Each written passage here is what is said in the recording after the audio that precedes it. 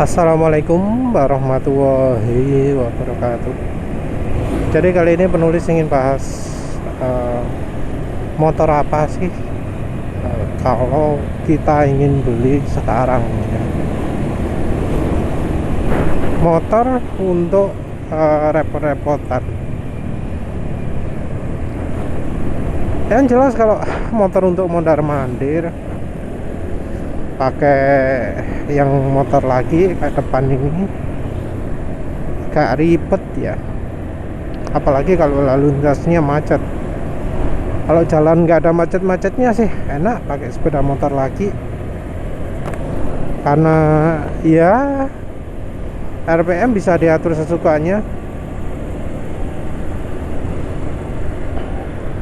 dari mau irit bisa, dari mau kencang akselerasinya bisa. Untuk kapasitas mesin yang sama ya mestinya yang manual itu yang lebih kencang atau lebih irit, selama tahu cara makainya ya. Kalau motor matic ya memang sih ada namanya cara berkendara irit dengan motor matic, tapi kalau motor matic itu sudah paten ya. Kalau misalnya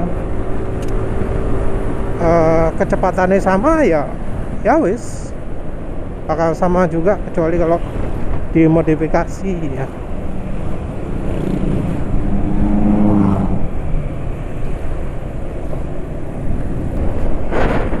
Tapi ya emang repotnya motor lagi dan motor PP itu adalah bagasi.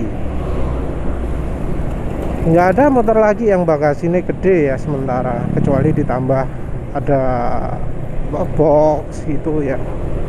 Tapi namanya box, kalau bukan bawaan mengamankannya sulit.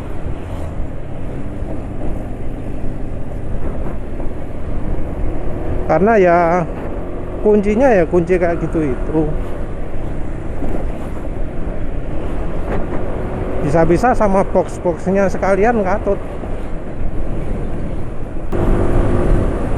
Kalau motor PP ada bagasi, tapi biasanya kecil sekali.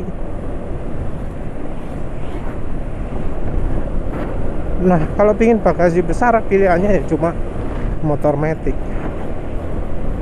Motor matic sendiri ya nggak semua sih bagasinya besar, ada yang kecil juga. Kecilnya itu terutama karena aki juga diletakkan di daerah bagasi juga, itu yang mengurangi ruang bagasinya.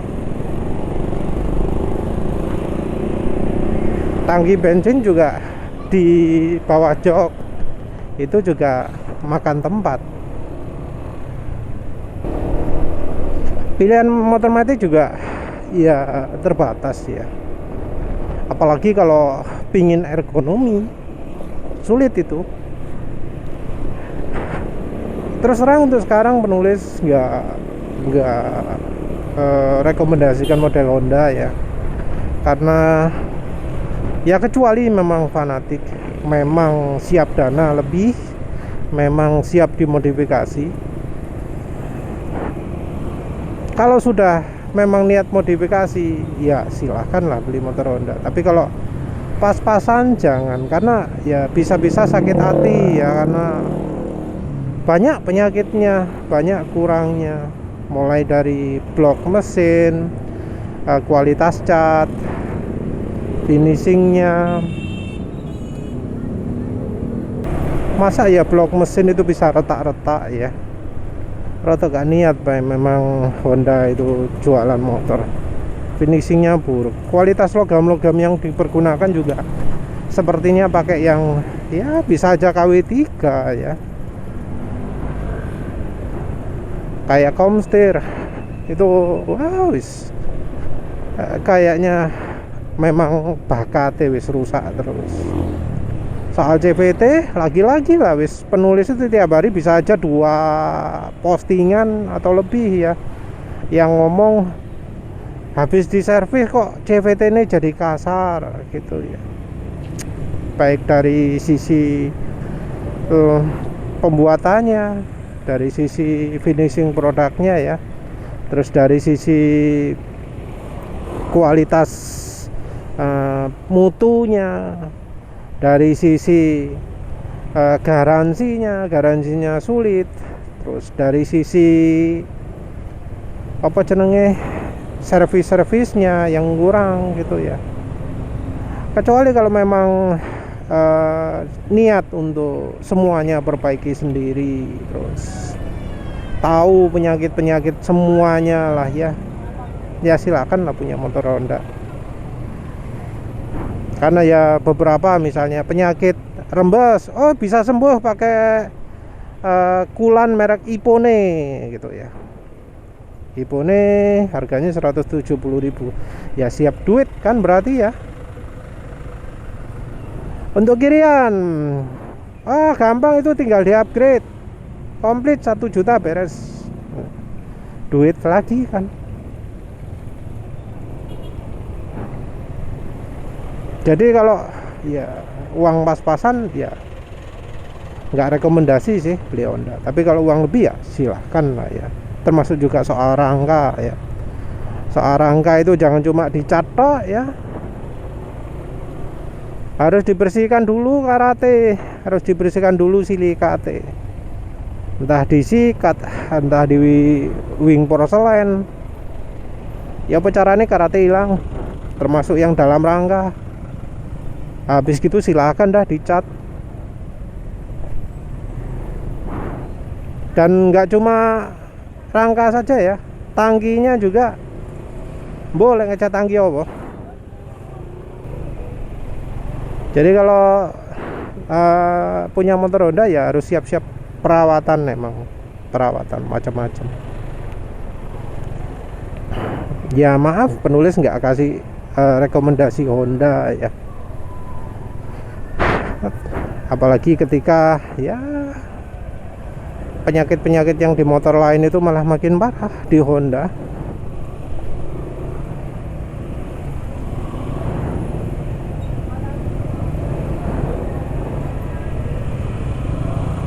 Penyakit gerdek, oh parah. Kenapa kok parah? Karena di motor Honda gak ono filter udaranya untuk CVT-nya. Jadi kalau nggak diservis rutin gerdek. Tapi kalau diservis rutin dijamin bakal kena malpraktek cepat atau lambat. Bahkan biasanya servis pertama pun sudah mulai kena malpraktek wis. Habis itu ketika motor idling gini jadi getar, sangat getar sekali gitu. Ya kayak gitu Honda. Walau mungkin wah enak pakai sini gede, tampilannya oke, motornya keren banget, tapi ya kalau gak niat bandani ojo lah. Siap-siap uang yang ya senilai minim 50% harga motor ya. Karena ada yang ngomong penyakitnya gak waras-waras, penyakit gak kuat nanjak, penyakit apa jenenge berebet. Padahal ya bisa jadi cuma cukup ganti pampers ya, ganti filter bensin.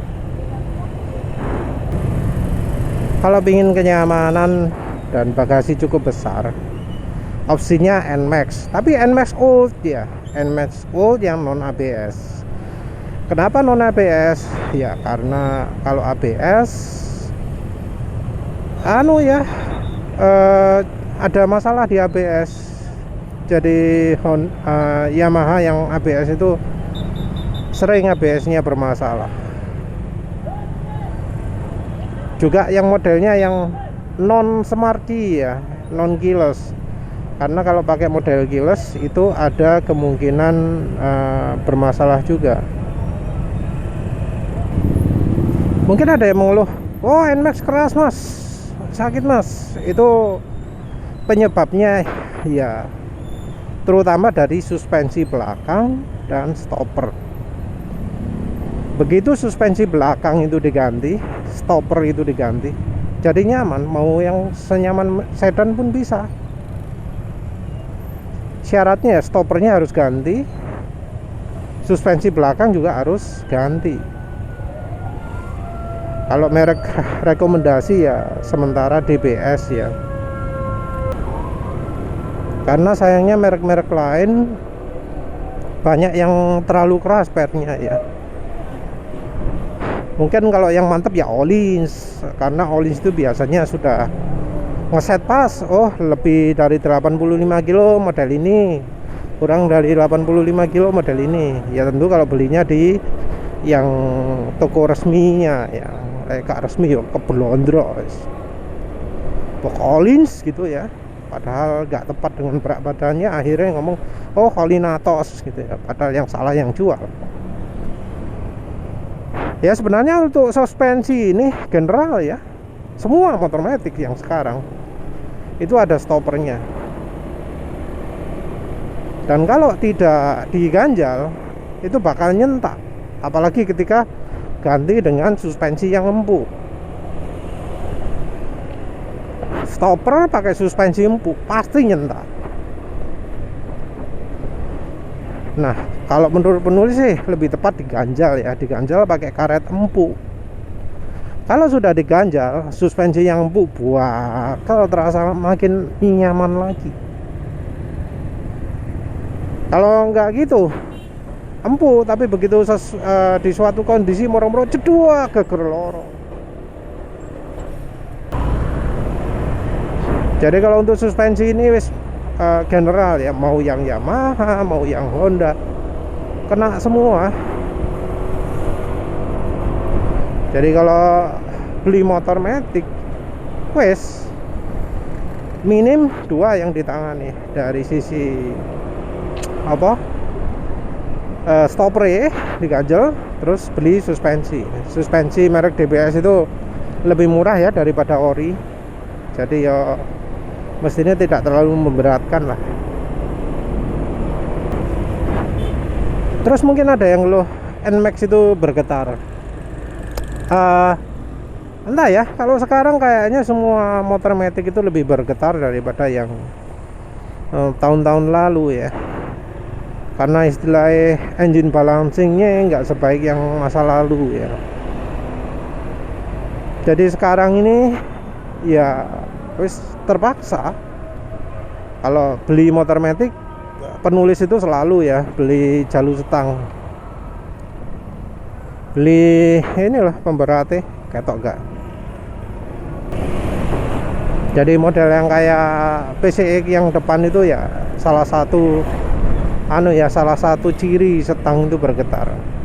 Walau ya getaran di setangnya PC gitu kalau sudah kena malpraktek bisa amit-amit ya, kena malpraktek,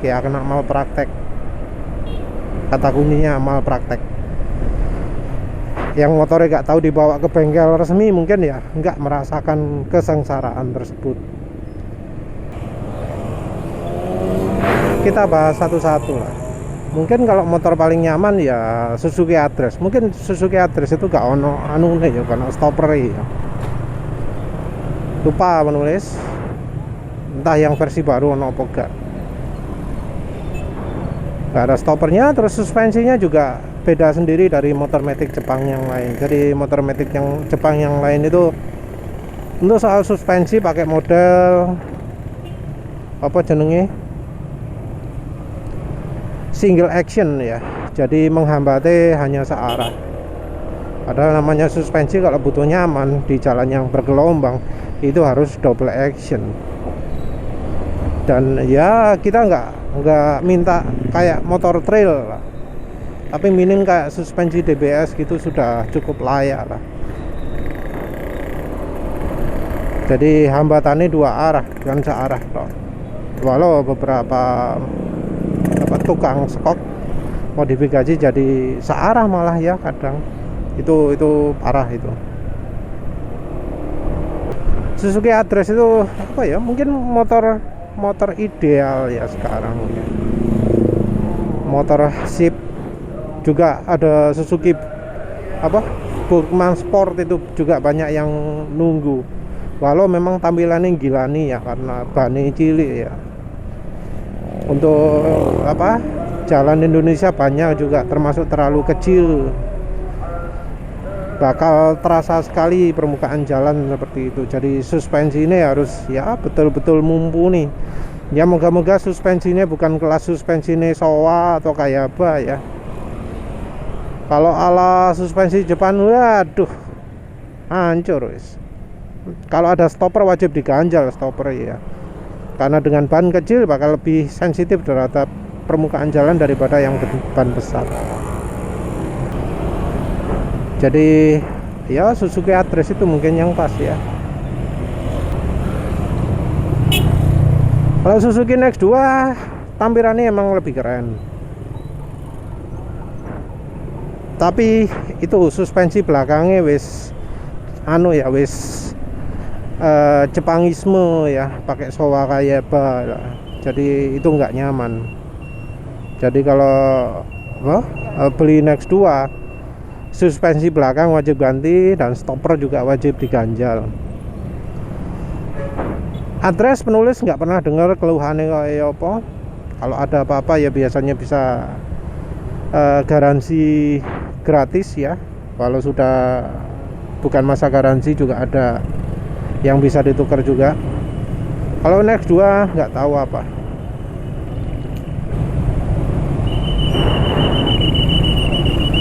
Nah di Next 2 itu masalah terutama itu adalah tarikan yang nggak enak.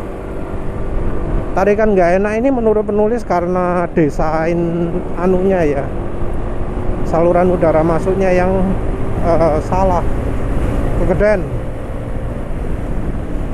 Jadi modifikasinya pakai silek, pakai saluran menuju ke filternya dikecilkan.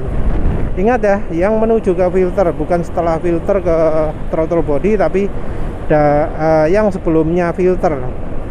Dari udara masuk ke filter itu yang dikecilkan. Nah, itu dikecilkan, perubahan tenaga bisa ekstrim sekali ya. Penulis juga pernah uji coba. Wah tuh beda nih, benar-benar ekstrim beda nih. Akselerasi motor penulis rekam betul-betul beda sekali. Terus ini masih Suzuki ya. Jadi kalau Suzuki pingin nyaman Address, pingin yang tampilannya oke, Next 2 atau sekalian yang crossover, stang telanjang, modelnya juga semi off-road. Yang lemah lagi dari motor Suzuki itu kalau Next 2 ya. Kalau Address penulis sudah lupa, dulu pernah naik tapi sekarang lupa. Ergonominya nggak kayak Suzuki Spin ya, Next 2 itu. Kesannya setangnya kayak terlalu rendah. Terus yang lain-lain kayak mounting gitu ya, mounting ke atas, jadi kurang begitu nyaman di tangan. Dari sisi kacanya speedo aja ngadep ke atas itu merupakan ada kesalahan ergonomi lah. Mana wes lah itu kalau Suzuki ya. Kalau yang Yamaha terus lagi mungkin nggak suka NMAX. Walau NMAX itu bagasi ini besar, walau bisa selonjor. Oh ya, kalau misalnya NMAX Ul sudah nggak dijual lagi gitu ya, karena yang new ada perbedaan. Dari sisi selonjornya kalah, terus untuk boncengannya jadi makin lebar. NMAX Old nggak suka ya, mungkin sukanya NMAX new ya. Kalau penulis rekomendasikan kalau milih motor itu jangan dari sisi model ya. Milih motor itu kalau mau dipakai terusan baiknya dari sisi lain-lain ya. NMAX Old nggak suka, opsi lain itu yang paling tepat menurut penulis adalah Lexi. Mungkin bagasi lebih kecil, tapi Lexi itu nyaman. Cuma memang joknya tinggi, itu yang susah. Tampilannya juga ya kayak begitu itulah. Tapi kalau pingin duduk yang anteng, bisa maju mundur. Lexi itu enak. Yang dikeluhkan dari Lexi itu biasanya tenaganya kurang sip, tapi itu ya bisa diatasi dengan ganti punya punya NMAX. Jadi dari apa nih, dari headnya mungkin valve-nya juga ganti yang punya NMAX. Guys, mungkin yang di bengkel bisa lebih ngerti, tapi yang jelas kalau misalnya cuma tenaga, bisa modifikasi pakai punya NMAX yang mungkin bisa kurang dari 1 juta, karena ya part orinya lengkapnya mungkin 500-an, ongkos bongkar pasangi pisan mungkin 350, total jadi apa, ya kurang dari 1 juta lah guys. Ada yang ngomong Mio Gear, apa? Iya, Mio Gear atau apa ya? Saya nak kira-kirane itu. Perhatikan ya bahwa walau modelnya kecil, pijakan kaki ini itu loh begagah kalau yang gear itu. Sama juga dengan Vino Grande juga. Itu juga sama, begagah juga. Jadi sama kayak NMAX New ya. Jadi ya perhatikan aja, ini mau butuh untuk kenyamanan pribadi atau juga kenyamanan penumpang. Kalau penumpang Vino Grande, kalau modelnya kok Vespa tapi Ombo, lebih baik yang saudaranya yang sama-sama klasiknya itu ya. Yang lain-lain ya mungkin Mio S, yang tadi penulis sebut Fazio itu ya, maksud penulis. Kalau Mio S, yang lain-lain itu generik sih ya. Tinggal dari sisi modelnya suka apa enggak. Tapi ya bagasinya kecil, tangkinya di belakang. Kalau yang beda, yang bagasinya lebih lebar, itu ada Frigo, karena tangki bensin depan. Ya Fazio juga sama ya. Jadi kalau Frigo ya, Frigo itu lebih enaknya karena bensin di depan, jadi bagasi ya lebih luas sedikit lah.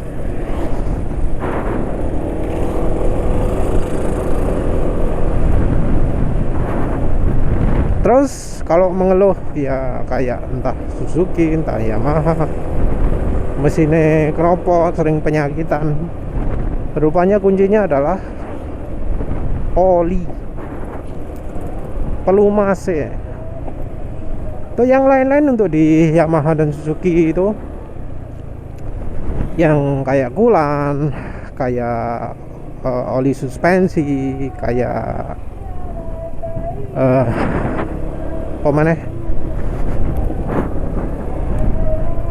kulan, oli suspensi, oh ya minyak rem itu masih oke ya. Tapi untuk oli mesin dan oli kardan ya, itu yang negatif.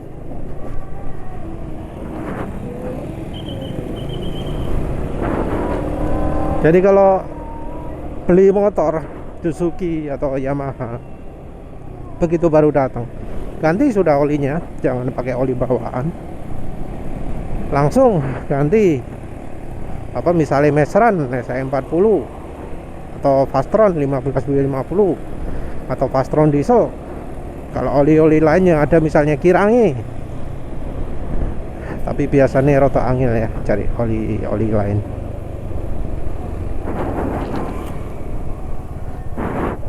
Termasuk Gardani pakai yang sama dah. Itu awet wis. Apa maneh? Lali arep ngomong apa. Ya wis lah, itu aja. Terima kasih udah menonton. Assalamualaikum warahmatullahi wabarakatuh.